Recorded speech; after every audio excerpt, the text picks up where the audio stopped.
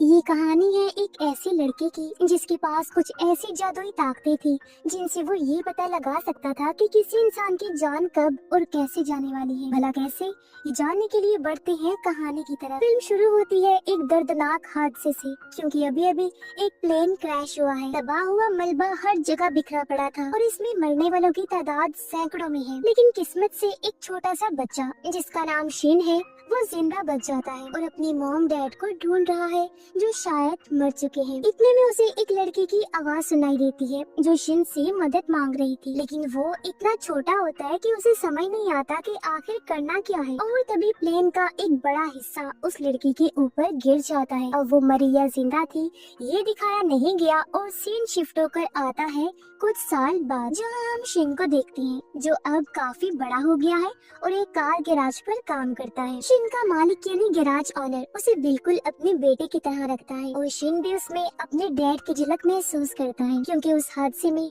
सच में उसकी mom dad की मौत हो गई। गैराज ऑनर जल्द ही एक दूसरा गैराज खोलने जा रहा होता है और वो चाहता है कि शिन उसका मैनेजर बने, लेकिन उसने ये ऑफर ठुकरा दी क्योंकि उसे लगता है कि वो अभी इस पोजीशन के लिए ठीक नहीं है। ऑनर फिर भी उसे सोचने का मौका देता है, जबकि ऑनर की बेटी भी शिन को समझाती है क्योंकि उसे भी लगता है कि इस पोस्ट पर सिर्फ वही ठीक रहेगा। अब इस गैराज में काम करने वाला एक दूसरा वर्कर इस बात से नाराज था। इसके पीछे वजह ये थी कि वो हमेशा शिन से जलन महसूस करता, क्योंकि ऑनर हर काम में शिन को अहमियत देता था। इस बात का गुस्सा वो अक्सर शिन को परेशान करके निकाला करता था। आज भी वो उसे बुली करता है और धक्का मारकर वहाँ से चला गया, जिस वजह से शिन का मोबाइल टूट जाता है। इसलिए काम खत्म करने के बाद वो फोन ठीक करवाने के लिए एक शॉप में गया, जहाँ उसकी मुलाकात एक वर्कर लड़की से हुई जिसका नाम आओ था। शिन बताता है कि उसका फोन टूट गया है, इसे ठीक कर दो। पर आओ के मुताबिक वो काफी पुराना मॉडल था जिसके पार्ट्स मिलना मुश्किल था, लेकिन फिर भी वो जैसे तैसे करके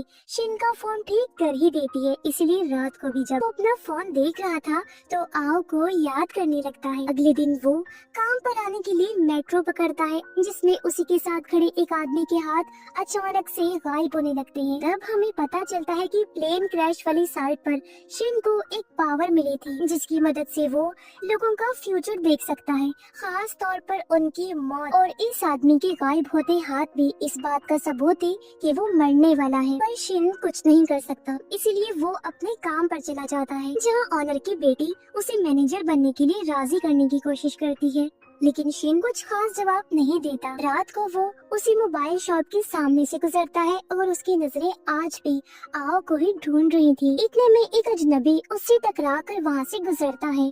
उसका जिस्म भी गायब हो रहा था, इसलिए शिन इस सोच में कि उसके साथ क्या होने वाला है उसका पीछा करने लगता है और कुछ दूर जाते ही एक कार उसे उड़ाते हुए कुचल कर निकल जाती है। शिन को अफसोस था कि वो उसे बचाने के लिए कुछ नहीं कर पाया, इसीलिए वो काफी परेशान भी हो जाता है और अगले दिन ऑनर की बेटी से पूछता है कि अगर उसे ऐसी पावर मिल जाए जिससे वो लोगों का फ्यूचर देख सके और साथ ही उसे पता चल जाए कि कौन कब मरने वाला है तो वो क्या करे। इस पर वो कहती है कि ये कोई पावर नहीं बल्कि कर्स है, श्राप है और मुझे इस तरह की कोई भी पावर नहीं चाहिए। अब शिन देखता है कि एक बार फिर से उसका मोबाइल खराब हो रहा है, इसीलिए वो दोबारा आओ के पास जाता है और फोन ठीक करवाता है, लेकिन ये देखकर वो घबरा गया था कि आओ के हाथ भी गायब हो रहे हैं, इसीलिए वो उसे बचाने का फैसला करता है और काम खत्म करने के बाद मिलने के लिए बुलाता है। आओ भी पहले तो सोचती है, फिर कॉफी शॉप में मिलने का वादा करती है। जब वो आई तो शिन देखता है कि आओ के हाथ ठीक हो रहे हैं, जिससे वो बहुत खुश होता है। आओ पूछती है कि उसे यहाँ क्यों बुलाया। इस पर वो कहता है कि उसके पास फ्यूचर देखने की ताकत है, लेकिन उसे शक भी था कि आओ उसकी बातों पर यकीन नहीं करेगी, इसीलिए वो सॉरी बोलकर निकल जाता है। लेकिन बाहर आकर वो जब घर की तरफ जाने लगा तो अचानक उसके सीने में तेज दर्द उठता है, लेकिन वो जैसे तैसे खुद को संभाल कर घर आ ही जाता है और अगले दिन पूरे कॉन्फिडेंस के साथ ऑनर से कहता है कि वो मैनेजर बनने के लिए पूरी तरह से तैयार है। साथ ही देर रात तक गैराज में काम करता है, जहाँ उसे मिलने के लिए आओ भी आती है। शिन उसे देखकर हैरान हो जाता है और आओ बताती है कि उसने शिन का एड्रेस स्टोर से लिया है और वो यहाँ एक जरूरी बात करने आई है।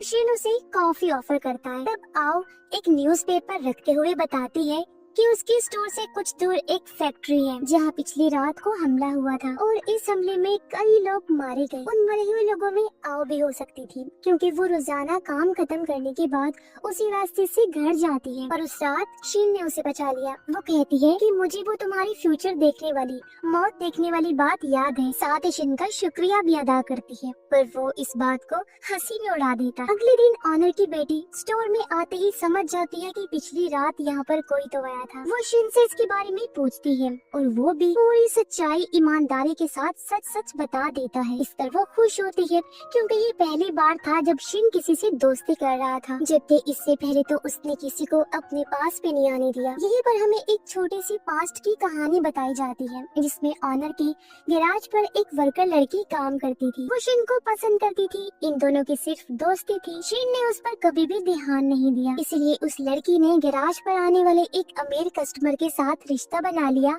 और यहाँ से हमेशा के लिए चली गई। कहानी फिर से प्रेजेंट में आती है जहाँ ऑनर की बेटी और शिन को ऑनर की आवाज सुनाई देती है जो जेलस वर्कर पर चिल्ला रहा था क्योंकि वो ऑनर को बिना बताए यहाँ से किसी कस्टमर की गाड़ी लेकर अपने दोस्त से मिलने गया था। पर वो अपनी गलती मानने की बजाय उल्टा ऑनर और शिन पर गुस्सा करता है और शिन को कोई चीज भी उठा कर मारता है, जिस वजह से ऑनर उसे एक जोरदार मुक्का मारकर काम से ही निकाल देता है। लेकिन उस वर्कर के जाते ही शिन ऑनर के हाथों को देखता है जो अचानक गायब हो रही थी। मतलब ऑनर की जान को भी खतरा है और क्योंकि शिन उसे अपने डैड की तरह मानता था इसीलिए वो उसे बचाने का फैसला करता है और काम खत्म करने के बाद उसे अपने साथ खाना खाने के लिए कहता है। ऑनर भी मान गया और दोनों पैदल ही होटल की तरफ जाने लगते हैं। लेकिन रास्ते में शिन का ध्यान सिर्फ और सिर्फ ऑनर और उसके आसपास की चीजों पर ही था। इतने में एक अंधेरी जगह से जेलस वर्कर लोहे की रॉड लेकर ऑनर को मारने के लिए उसकी तरफ ही आ रहा था, लेकिन शिन बीच में आकर उसे बचा लेता है, जिस वजह से ऑनर की जान तो बच जाती है पर शिन को दिल का दौरा पड़ता है और उसकी आँख सीधा हॉस्पिटल में खुलती है जहाँ ऑनर की बेटी उसे बताती है कि डैड ने उस वर्कर को माफ कर दिया है क्योंकि उसने अपनी गलती कबूल कर ली थी। उसके बाद डॉक्टर शिन को चेक करता है और कहता है कि शायद ये टेंशन की वजह से हुआ होगा। इतने में शिन एक छोटी बच्ची को देखता है जो गायब हो रही थी और वो उसका पीछा करने की कोशिश करता है, पर डॉक्टर उसे रोककर पूछता है क्या तुम्हें भी वो बच्ची गायब होती हुई नजर आई। इसके बाद दोनों हॉस्पिटल की छत पर बात करने जाते हैं जहाँ डॉक्टर बताता है कि ये खूबी मेरे पास भी है और इसे फॉर्चून आई कहते हैं जो इस फिल्म का नाम भी है। पर हम आम इंसान है, कोई गॉड नहीं है, इसलिए किसी की किस्मत को बदलने या उसके साथ खेलने का हमारा हक नहीं है और अगर ऐसा कोई करता है तो उल्टा उसी की जान खतरे में पड़ सकती है। इसलिए जिसके साथ जो हो रहा है वो होने दो वरना तुम्हारी जान खतरे में पड़ जाएगी और तुम्हारे दिल के दौरे की वजह भी यही है। इसके बाद शिन पूरे रास्ते इसी बात को सोचते हुए जा रहा था और अगले दिन वो आओ को मिलने के लिए बुलाता है और उसे शादी के लिए प्रपोज भी कर देता है, लेकिन आओ कोई जवाब दिए बिना ही यहाँ से चली जाती है। लेकिन फिर अगले ही दिन मान गई। इस वजह से दोनों का मिलना जुलना शुरू हो जाता है और दोनों का प्यार और गहरा हो गया था। इसी बीच जेलस वर्कर ऑनर के पास वापस से काम मांगने आता है, तब शिन भी उसकी सिफारिश करता है, इसलिए ऑनर उसे काम पर रख लेता है। इस वजह से वो ऑनर और शिन दोनों का शुक्रिया अदा करता है। अगले दिन शिन अपने और आओ के लिए 2 रिंग्स बनवाता है, साथ ही हॉस्पिटल चेकअप के लिए भी चला गया जहाँ डॉक्टर उसे अलर्ट करता है कि अगर अगली बार दिल का दौरा पड़ा तो जान भी जा सकती है। इसके बाद शिन अपने गैराज जाता है जहाँ एक लड़का कार ठीक करवाने के लिए आया था। ये और कोई नहीं बल्कि शिन की उसी दोस्त का फ्रेंड है, यानी अमीर कस्टमर जिसके साथ रिश्ता बना के वो यहाँ से चली गई। इसीलिए शिन उससे अपने दोस्त के बारे में पूछता है, तब ये लड़का उसके बारे में गलत गलत बातें करने लगा। साथ ही शिन को भी काफी बुरा भला बोलता है, लेकिन शिन बिल्कुल खामोश रहा। अगले दिन जब वो अपनी गाड़ी लेने आता है तो शिन देखता है कि ये भी हवा में गायब हो रहा है, मतलब ये भी मरने वाला है। लेकिन शिन कुछ भी ना करने का फैसला करता है, जिसके कुछ दिन बाद हम शिन को उस आदमी के फ्यूनरल में देखते हैं जब उसे दफन किया जा रहा था, जहाँ उसकी छोटी सी बेटी अपने पापा के लिए रो रही होती है। उस बच्ची को देखकर शिन को बहुत दुख हुआ। साथ ही उसे प्लेन क्रैश वाली जगह पर जो लड़की थी उसकी भी बार बार याद आती है जिससे वो बचा नहीं पाया था। अगले दिन वो उदास होकर एक पार्क में बैठ जाता है जहाँ कुछ बच्चे अपने टीचर के साथ खेल रहे होते हैं। तभी एक बच्ची उसके पास आकर बॉल मांगती है, लेकिन धीरे धीरे उस बच्ची का जिस्म भी गायब होने लगता है और इसी के साथ बाकी बच्चे, यहाँ तक कि टीचर का जिस्म भी अचानक से गायब होना शुरू हो गया था। इसीलिए शिन सभी बच्चों के हाथों को चेक करता है, पर टीचर को लगा कि वो बच्चों के साथ गलत हरकत कर रहा है, इसीलिए वो सभी बच्चों को लेकर यहाँ से चली जाती है और उसके हाथ से स्कूल का एक लेटर गिर गया था जिसमें लिखा था कि स्कूल के बच्चे ट्रेन से ट्रिप पर जाने वाले हैं। वो समझ जाता है कि कुछ तो गड़बड़ होने वाली है, इसीलिए अगले ही दिन वो स्टेशन पर जाता है जहाँ कई मुसाफिर इसी तरह से गायब हो रहे थे। तब शिन को समझ आता है कि अगली सुबह 7:30 बजे जाने वाली ट्रेन का एक्सीडेंट होने वाला है और इस बात का उसे पूरा यकीन इसीलिए था क्योंकि स्कूल के लेटर में लिखा था कि बच्चे इसी ट्रेन से अगले दिन ट्रिप पर जाने वाले हैं। तभी शिन को याद आता है कि आओ भी तो इस ट्रेन से सफर करती है, यानी उसकी भी जान खतरे में थी। इसीलिए वो रात को ही आओ से मिलने उसके घर जाता है और उसे सही सलामत देखकर खुश हुआ। पर आने वाले खतरे से बचाने के लिए वो आओ को अपने साथ 3 दिन के लिए ट्रिप पर चलने को कहता है। वो पहले तो सोचती है लेकिन फिर हाँ कर देती है और शिन भी खुश हो गया था, लेकिन उसे उन बच्चों और बाकी मुसाफिरों को भी तो बचाना था। इसीलिए वो स्कूल में ट्रिप को कैंसिल करने के लिए फोन करता है, पर कोई ठीक वैलिड वजह ना होने की वजह से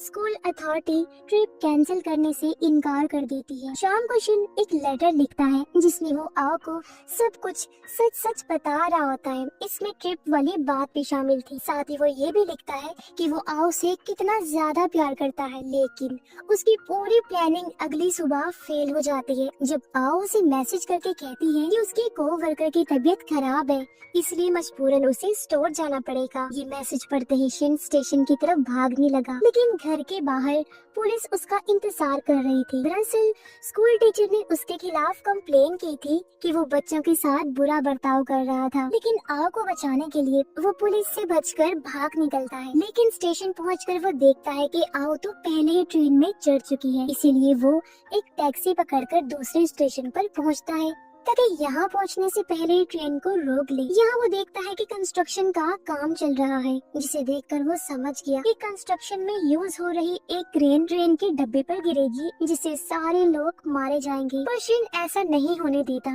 बल्कि स्मोक कैंडल लेकर ट्रेन के सामने खड़ा हो जाता है। आओ जो इंजन के ठीक पिछले वाले डब्बे में थी वो भी शिन को देख लेती है और ड्राइवर को ट्रेन को रोकने को कहती है। तब ड्राइवर भी ट्रेन रोक लेता है, जिस बीच ट्रेन भी नीचे गिरते हुए हमें दिखाई जाती है। यानी शिन ने इस ट्रेन एक्सीडेंट को रोक लिया था और सभी लोगों की जान बचा ली थी। आओ फौरन ट्रेन से बाहर आती है जहाँ शिन को पटरियों पर बैठा हुआ देखती है, लेकिन जैसे वो उसके करीब आई फूट फूट कर रोने लगती है। उसके गले से लग गई क्योंकि आओ और बाकी लोगों को बचाने के लिए उसने अपनी जान गंवा दी थी। शिन के फ्यूनरल पर आओ को पता चलता है कि वो पहली लड़की है जिसके साथ शिन इतना घुला मिला था। इससे वो और ज्यादा दुखी हो जाती है और अगली सीन में हमें पता चलता है कि आओ वही लड़की है जो शिन को प्लेन क्रैश टाइम दिखी थी, जिसने मदद मांगी थी। अब प्लेन का हिस्सा गिरने से पहले ही शिन ने उसे बचा लिया था, लेकिन वो इस कदर सदमे में था कि उसे याद ही नहीं रहा कि मैंने उसे बचा लिया है। यहाँ ये भी सच सामने आता है कि आओ के पास फॉर्चून आई थी और उसे हमेशा से शिन की तलाश थी। इसीलिए पहली बार जब शिन शॉप पर आया और आओ के गायब होते हुए हाथों को देखकर रिएक्ट किया, तभी वो समझ गई थी कि शिन ही वो लड़का है। साथ ही वो जानबूझकर ट्रेन में चढ़ी थी क्योंकि जब शिन उसे ट्रिप के लिए पूछने गया था तब आओ ने देख लिया था कि उसका जिस्म गायब हो रहा है। इसीलिए उसने शिन को बचाने के लिए ट्रेन में सफर करने का इरादा किया, पर शिन ने भी अपने प्यार को बचाने के लिए अपनी जान की बाजी लगा दी। इसके बाद हम आओ को वो एक खत पढ़ते हुए देखते हैं जो शिन ने उसके लिए लिखा था। उसे पढ़ते ही वो बहुत रोती है और उसकी लाई हुई अंगूठियां पहनकर शिन को महसूस करती है। और इसी के साथ इस फिल्म की कहानी यहीं पर खत्म हो जाती है।